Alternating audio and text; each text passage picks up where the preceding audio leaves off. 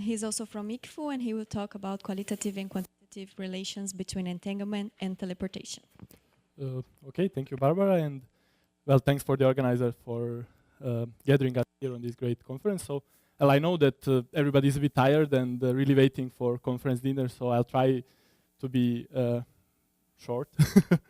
So, well, I will talk, as Barbara says, about qualitative and quantitative relations between entanglement and teleportation. And it's basically summary of, well, two works. One is published, one is still there is a preprint, and it's joint work with Daniel Cavalcanti from ICFO, he's my co-supervisor, and Paul Šupić from University of Bristol. Well, he was here previous week, so some of you met him. So outline and a bit to try to explain motivation and what will I talk about. Well, I will introduce or remind you all about, well, one of the basic and most important protocols in quantum information. It's quantum state teleportation. And then I will tell something about genealogy of nonlocality and try to put teleportation in this genealogy or family tree of nonlocality. So then, well, the main question is something that also Glaucia asked in some sense, like which states are useful for teleportation, which entangled states. And well, we'll see how community tends to answer this question, and then we'll rephrase a bit question and ask which states demonstrate non-classical teleportation, and I'll explain what is this non-classical, and well, we'll see what is the answer for that. And then I will also provide some toolkit of convex optimization for testing teleportation. And of course, I'll give, as title says, some quantitative relations between entanglement and teleportation that I will show through several examples. So, well, teleportation, it's a standard topic in science fiction, right? So, like moving from one place to another without transversing some distance. But, well, science says that this is not really possible, so we keep it in the domain of science fiction. But actually, something is possible, and that is quantum state teleportation. So, this gentleman in 1993 published a paper where, well, where they showed that if Alice and Bob share some entangled state, and if Alice applies a Bell state measurement, she can teleport state of one particle onto another system that is distant. So, well, also protocol demands some, in original paper, demands some classical communication from Alice to Bob, and it demands from Bob to apply some correcting unitaries. So, okay, we can rephrase it without this classical communication from Alice to Bob and without this unitary with the help of, with the presence of some verifier. So verifier can send to Alice state to be teleported. Alice applies measurements and outputs the result of her measurement, and Bob just sends through another quantum channel his state after Alice applied measurement. And well, we'll make it clear why we decide to do it like this. And yeah, so Alice and Bob share in order, if teleportation wants to be like ideal, if we want ideally to teleport state, they have to share maximal entangled pair of, well, qubits or systems of larger, higher dimension. And Alice, and Alice has another particle in an unknown quantum state. We'll call this state initial state. So there is a set of states that Alice knows that she'll receive some state from this set to teleport, but these states are indistinguishable. Okay, so, and then by performing a Bell state measurement on her two particles, Alice can teleport this initial state. So this is quantum state teleportation as we all know it. And I'll now pass to something that for the moment might seem a bit, well, not really related, but we'll see that it is, and that is, well, nonlocality. Because I asked somehow about relations between entanglement and teleportation. And we somehow have a lot of methods where we are learning when we can estimate entanglement from nonlocality, and we know more about relations of entanglement and nonlocality. So let's see what we can do here. So, like most common type of nonlocality that we discussed here many times is Bell nonlocality. It's correlations between, it describes correlations, non-local correlations between Alice's and Bob's measurement outputs. And, well, Alice and Bob can treat their devices as black boxes, and they encode their measurement choices as classical inputs, they receive classical outputs, and then they can calculate these correlation probabilities. So these correlations probabilities are all information and all they need to describe their system, and that leads to this paradigm that was also mentioned several times during the conference of device-independent protocols. So we don't care about physical implementation, but we can say things only from these probability distributions. Okay, so the closest cousin of Bell nonlocality is, so to say, is steering, Einstein-Podolsky-Rosen or EPR steering, that is different from nonlocality in the fact that, okay, Bob now, he does not send these classical messages to his box, but he has trusted measurement and he can do tomography of his box. So, well, this EPR steering describes correlations, non-local correlations between Alice's measurement output and states that are prepared for Bob. There is one black and one white box, and like experiment is at the end described in terms of this assemblage set that are this set of Bob's reduced states after Alice applies her measurements. And well, this paradigm leads to one-sided device-independent protocols that are sometimes better. So, what can we do next is that we can have something that, well, I call it quantum inputs on locality, where, well, classical inputs are changed with quantum inputs. So Alice and Bob are sending quantum states to the measurement devices. And well, this is introduced and described by Bushem in 2012, and he was actually previous week telling us something about this. So in this case, we also care about non-local correlations between Alice's and Bob's measurements. It's all is the same as in Bell nonlocality, but we have these quantum inputs at the end, like, well, Bob and Alice apply joint measurements on their inputs and share of entangled state they share. And this leads to measurement device-independent protocols that were also mentioned previous week in one talk. So, okay, now if we want to complete this square, we see that in horizontal direction we are changing one black box with one white box, or in vertical direction we are changing classical inputs with quantum inputs. So somehow if we want from EPR steering to find fourth thing, like we'll just change classical input with quantum input, or from these quantum inputs on locality, we'll just make one box white. And what we get there is actually teleportation. So there we have, Alice has input quantum states, she applies measurements, gives classical output, and Bob has some reduced state that is actually teleported state. So okay, now somehow we put quantum teleportation in this family tree or in this genealogy, it can help us to analyze it by using simply the toolkit we have that is quite developed, especially from this quantum input non-locality and measurement device independent protocols. So yeah, in quantum teleportation,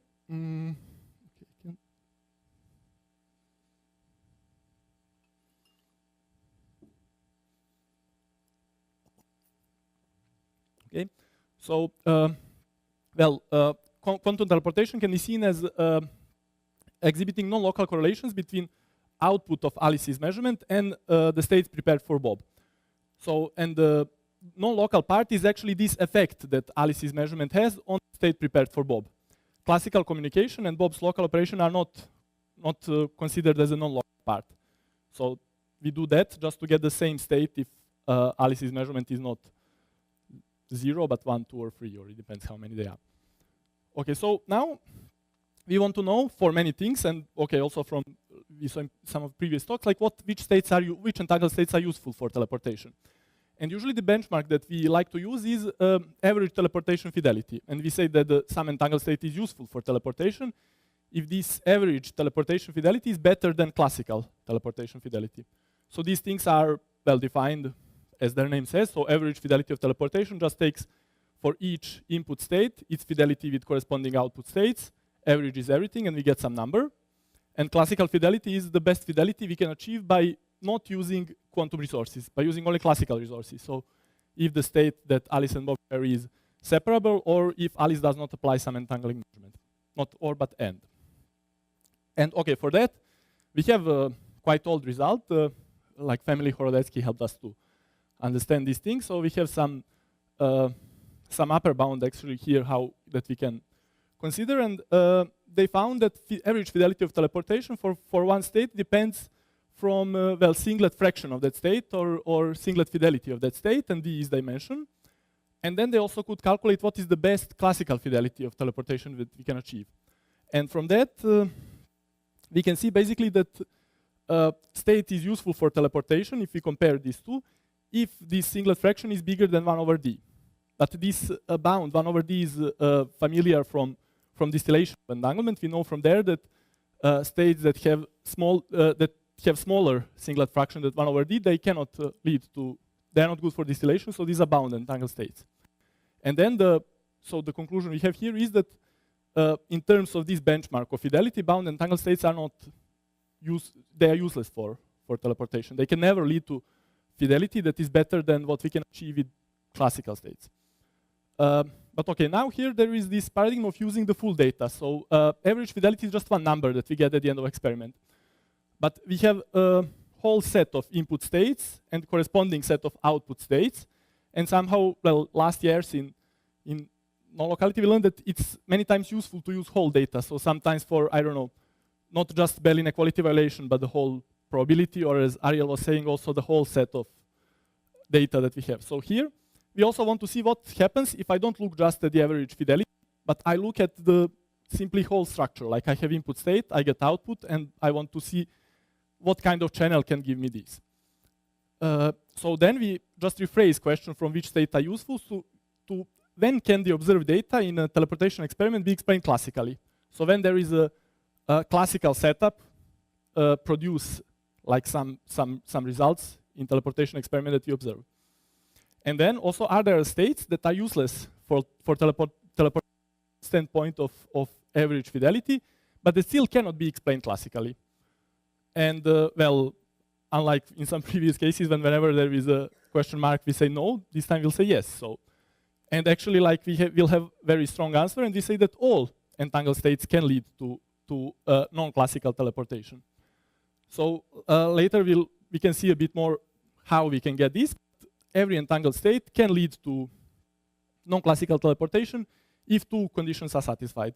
So one is that Alice should perform a Bell state measurement, and the set of input states, these initial states to be teleported, have to be tomographically complete.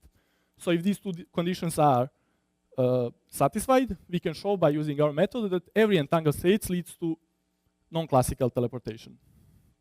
So this we are checking by through looking at a membership problem. So like this sigma a given x is a teleported state that is unnormalized. So well, you see here how we can get it, but then we like to express it.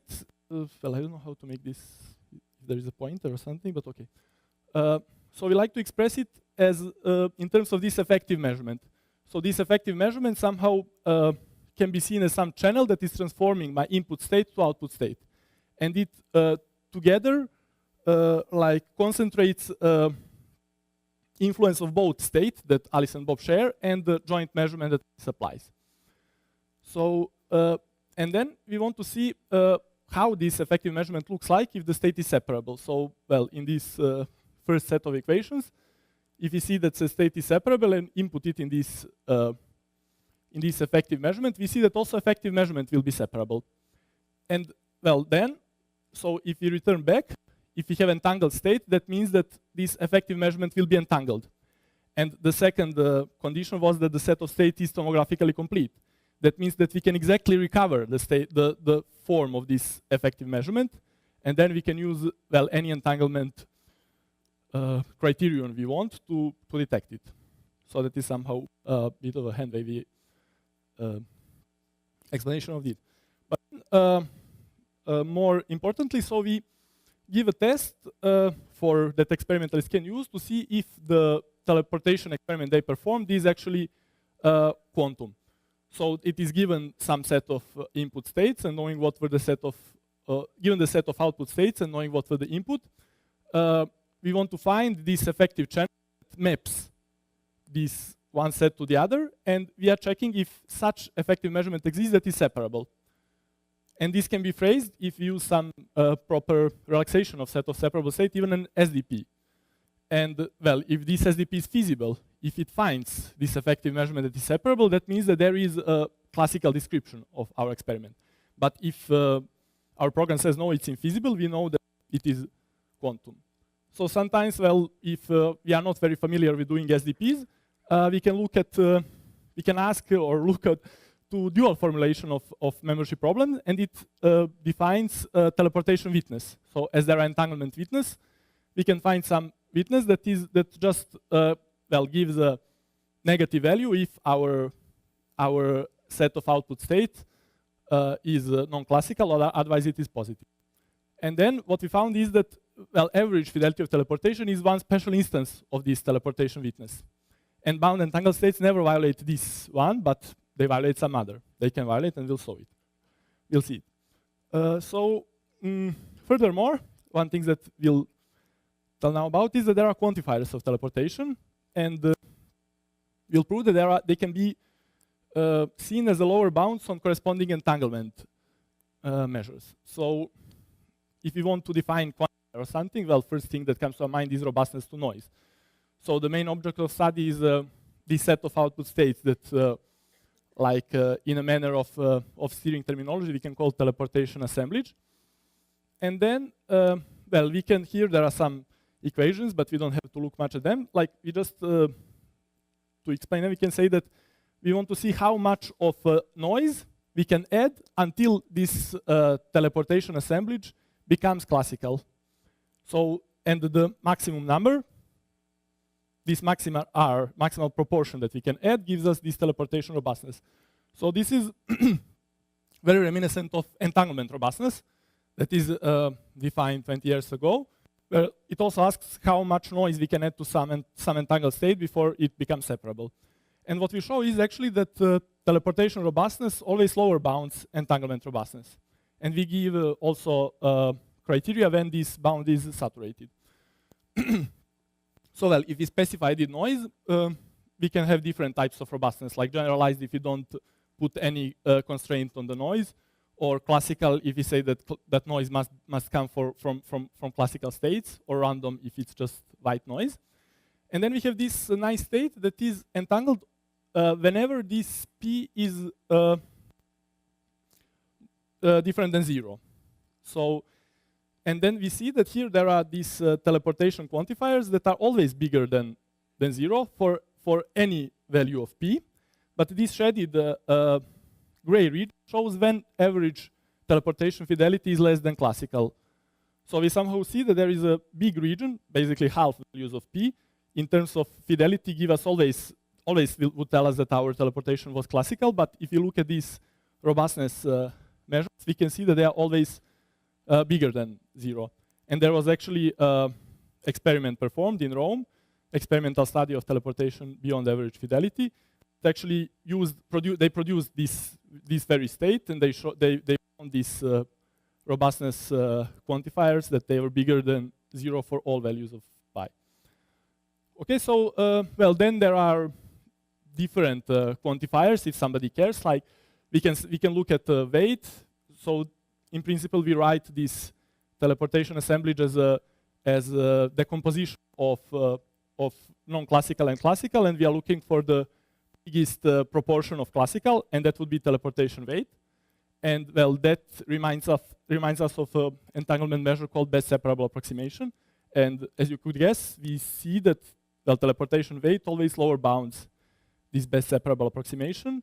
And here actually we could see how it, theoretical results that would be obtained for bound entangled Horodecki states. So there are several teleportation quantifiers that in this case are for all values of A, when this Horodecki state is entangled, give something that is positive. So I didn't write the form of this Horodecki state because it is huge matrix.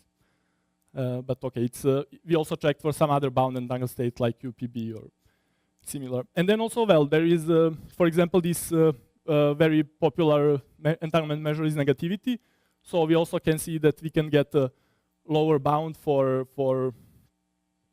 entanglement negativity on some state. And on this example, we see it for Werner state. Okay. And we see, okay, no, this is not Werner. This is actually for the same state as experiment that is entangled for whole range. Okay, so to jump to some conclusions.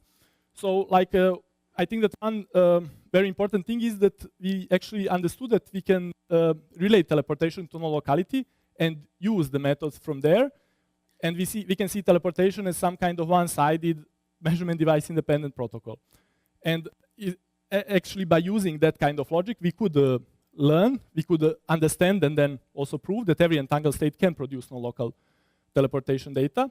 And then we also, by proving that, we realized that, okay, we can use convex optimization to check for this instead of relying on only fidelity.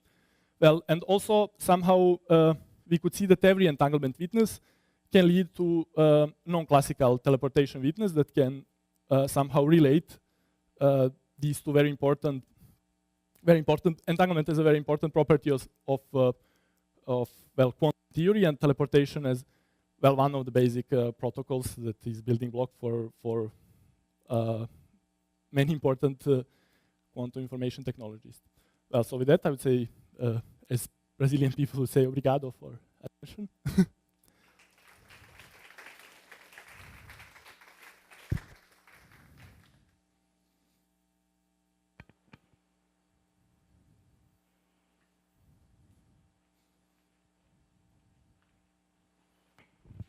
So when you say about teleportation witness, right? So like for all teleportation witness, do you have an interpretation? Like, because for example, when you say use for